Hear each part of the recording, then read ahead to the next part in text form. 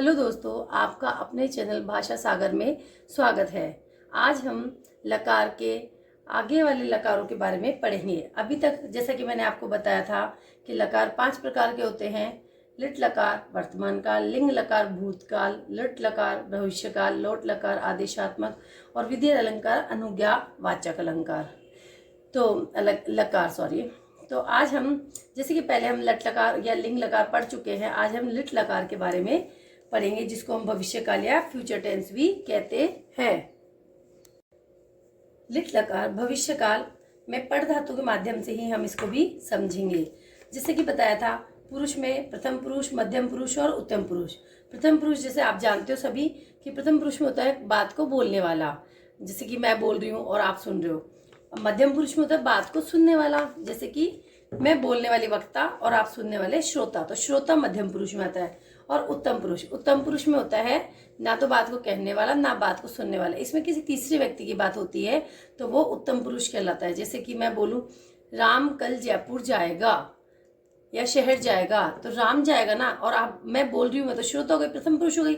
आप सुन रहे हो तो आप मध्यम पुरुष हो गए, और राम की बात कर रहे तो वो उत्तम पुरुष हो जाएगा। ठीक है। इसमें एक वचन जैसे कि जिसमें एक चीज का वर्णन हो, दो वचन जिसमें दो चीजों का वर्णन हो, और बहुवचन जिसमें बहुत सारी चीजों का वर्णन हो, ये व्यक्ति या वस्तुओं के लिए प्रयोग होते हैं। इसमें प्रथम पुरुष में हम पढ़ेंगे धातु रूपों को। पठिष्यति, पठिष्यते, पठिष्यन्ति। मध्यम पुरुष में पठिष्यसि, पठिष्यथ, पठिष्यथ। उत्तम पुरुष में पठिष्यामि, पठिष्यावे, पठिष्यामे। इसको आप 2 बार पढ़ोगे तो आपको ये थोड़ा समझ में। इसको हम विस्तृत रूप में ऐसे भी पढ़ सकते हैं, जैसे पुरुष में आप प्रथम पुरुष, मध्यम पुरुष, उत्तम पुरुष में।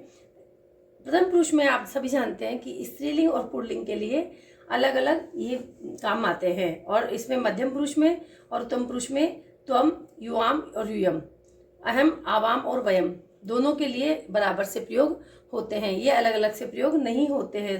संज्ञा सर्वनाम शब्द जो बोलते हैं ये अलग से प्रयोग नहीं होते हैं। तो जैसे प्रथम पुरुष में हम बोलेंगे पुल्लिंग के लिए स, और प्रथम एक वचन में, और स्त्रीलिंग के लिए सा। द्वितीय वचन में, द्विवचन में पुल्लिंग के लिए होगा तो, और स्त्रीलिंग में ते। ऐसे ही बहुवचन में पुल्लिंग के लिए होगा ते, और इसको स्त्रीलिंग में ता। अब मैंने इसको शॉर्ट रूप में आपको कैसे बताया था, आप सभी को याद होगा। जैसे पुल्लिंग को हम शॉर्ट रूप में याद करते हो, से तो तौते, से तौते, और इसमें सा तेता, सा तेता या से तौते, है ना। ठीक है, ऐसे याद करना है। तो आपको जैसे से का मतलब क्या होता है, वह। स्त्री पुल्लिंग के लिए वह पढ़ेगा, पठिष्यति नहीं पढ़ेगा, स पठिष्यति वह पढ़ेगा, और स्त्रीलिंग के लिए होगा सा पठिष्यति वह पढ़ेगी। ठीक है। अब द्विवचन में होगा पुल्लिंग में, जैसे तौ में वे दोनों पढ़ेंगे, दोनों के लिए है। स्त्रीलिंग में वैसे ही ते पठिष्यते, यानी वे दोनों पढ़ेंगी। अब आगे देखते हैं हम बहुवचन में, पुल्लिंग में होगा ते पठिष्यन्ति वे सब पढ़ेंगे, और स्त्रीलिंग में ता पठिष्यन्ति वे सब पढ़ेंगी। ठीक है, ये हो गया। अब आगे देखेंगे हम मध्यम पुरुष में, त्वम पठिष्यसि। अब इसमें क्या होता है, मध्यम पुरुष और उत्तम पुरुष में ये सर्वनाम शब्द जो होते हैं वो सब में एक से ही होते हैं, स्त्रीलिंग हो या पुल्लिंग हो। त्वम पठिष्यसि, तुम दोनों या तुम पढ़ोगी, तुम पढ़ोगी। युवाम पठिष्यते, यानी कि तुम दोनों पढ़ोगे, और युवाम पठिष्यत यानी कि तुम सब पढ़ोगे, यूयम पठिष्यत तुम सब पढ़ोगे। ऐसे इसमें उत्तम पुरुष में अहम पठिष्यामि मैं पढ़ूंगा, आवाम पठिष्यावे हम दोनों पढ़ेंगे, और वयम पठिष्यामे यानी हम सब पढ़ेंगे। इस तरह से हम इसको पढ़ेंगे तो हमें ये आसानी से समझ में आ जाएगा। इसका हम वाक्य में प्रयोग कर सकते हैं। इसके द्वारा हम 4 लाइनें जैसे आती है, उसमें पद आते हैं, 8वीं क्लास में आते हैं 4 लाइनें, उसको हम बना सकते हैं। अलंकारों की सहायता से हम क्या कर सकते हैं, कहानियां भी बना सकते हैं। तो अब मैं आशा करती हूँ कि आपको ये समझ में आएगा। इसको हम सूत्र रूप में भी देखेंगे। इसको सूत्र रूप में जैसे कि हमने पहले पढ़ा था, ती थे तंती सी थे थे मी में वह लट लकार में, तो उसी तरह से इसमें भी वही ती थे तंती है, पर ये भविष्यकाल है तो इष्यति, है ना। इसमें इष्य और लग गया तो अब देखो आप प्रथम पुरुष, मध्यम पुरुष और उत्तम पुरुष, और इधर सेम है एक वचन, द्विवचन और बहुवचन। हाँ, अब इसमें देखो जैसे ये पट धातु है तो पट धातु को बाहर निकालेंगे तो क्या बचेगा, ईशयति, तो इष्यति, इष्यते, इष्यन्ति, इष्यसि, इष्यथ, इष्यथ, इष्यामि, इष्यावे, इष्यामे। ये सूत्र रूप बहुत कठिन नहीं है, सरल ही है। आप ये ध्यान रखो कि तीते तंती जिसको याद हो गया उसको सारे रूप मतलब ये 3-4 अच्छे से याद हो जाएंगे।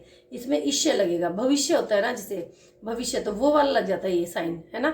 और बाद में इसमें आ की मात्रा लग जाती है, जैसे उसमें भी था आओ, है ना, अति, अतः, अंति। मैंने उसमें तीते दंती पढ़ाया था आपको, पर वो तीते दंती नहीं होता था, मैंने आपको याद करने के हिसाब से बताया था। उसमें होता है अति, अति, अतः, अंति, और इसमें होता था असी, है ना, अथ, अथः और अथ, अथ वो यहाँ में आमी, आवे और आमे। पर मैंने आपको उसमें शॉर्ट रूप में, ट्रिक रूप में बताया था तीते तंती सीते थे मीम वह। ठीक है, अब इसको आपने याद करना है, और जब भी आपको कहीं यूज करना हो तो आप उसको अपने हिसाब से यूज कर सकते हो कि भविष्य काल की पहचान होती है भविष्य, ईश्य, ईश्य लग गया इसमें। ठीक है, आगे देखते हैं हम, इसी को हम खाद रूप में लेते हैं। अब मैंने यहाँ पे समय भाव के कारण इसको बना दिया, और इसमें मैं आपको पढ़ना सिखाती हूँ, वरना तो इसमें खाद रूप को लिख देते हैं और उसमें ये सूत्र जोड़ देते हैं, एक ही मात्रा लगा के। खादिष्यति, खादिष्यति प्रथम पुरुष में, खादिष्यते, खादिष्यन्ति मध्यम पुरुष में, खादिष्यसि, खादिष्यथे है, खादिष्यत। फिर उत्तम पुरुष में खादिष्यामि, खादिष्यावह, खादिष्यामः। ठीक है, अगर आपको इसमें कहीं कोई दिक्कत हो रही हो, किसी प्रकार की कोई संकोच हो, तो आप मेरे कमेंट्स बॉक्स में लिखकर मुझसे पूछ सकते हैं। और अगर आपको मेरा चैनल पसंद आया हो तो आप इसको लाइक, सब्सक्राइब और शेयर करना ना भूलिए, साथ ही बेल आइकन को भी दबाइए। धन्यवाद।